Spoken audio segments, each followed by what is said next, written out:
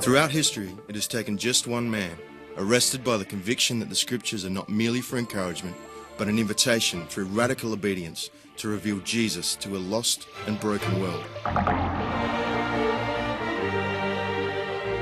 In the study of church history and revivals that change political and social structures, you don't have to go far to find the familiar and recurring names of men like Wesley, Finney, Wimber and John G. Lake, and women like Catherine Kuhlman and Marie Woodworth-Etter. These men and women took Jesus at his word and turned their worlds upside down. Have you ever stopped and wondered what would happen if ordinary men and women stepped out and just did the Jesus stuff because he told them to? If they just took him at his word? What would our neighbourhoods and workplaces look like if ordinary believers were willing to move beyond the comfort of having all of the right answers and take on a Jesus-style, on-the-job training in healing the sick? Ordinary believers from all walks of life, of all ages, showing the world what Jesus looks like, in his compassion and his power. Men and women who have become so consumed with Jesus that they've lost sight of their own inadequacies and are stepping out, expecting him to turn up.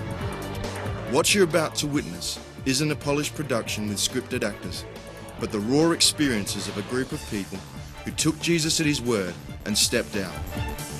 This is their journey in taking the gap.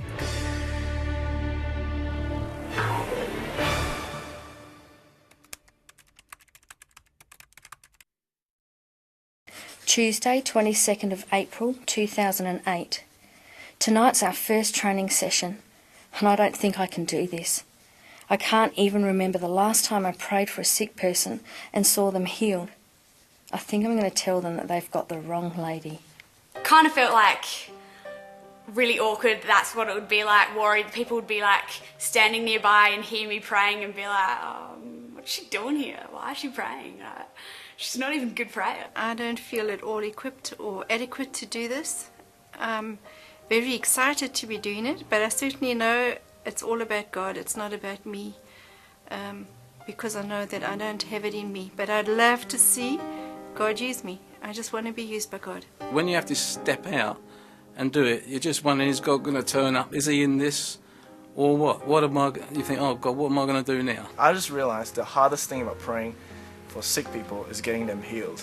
Like the biggest challenge for me. One thing I'm really afraid of is that I'm going to step out and pray for sick people, and I'm just afraid that God's just not going to turn up, and I'm just going to be standing there and there's no power flowing through me, and I'm just going to go, okay, where do I go from here? 5 days into it, I was just freaking out.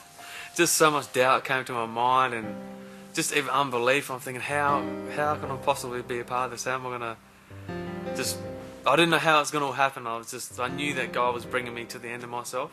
So I thought, well, God, let's go, let's do it.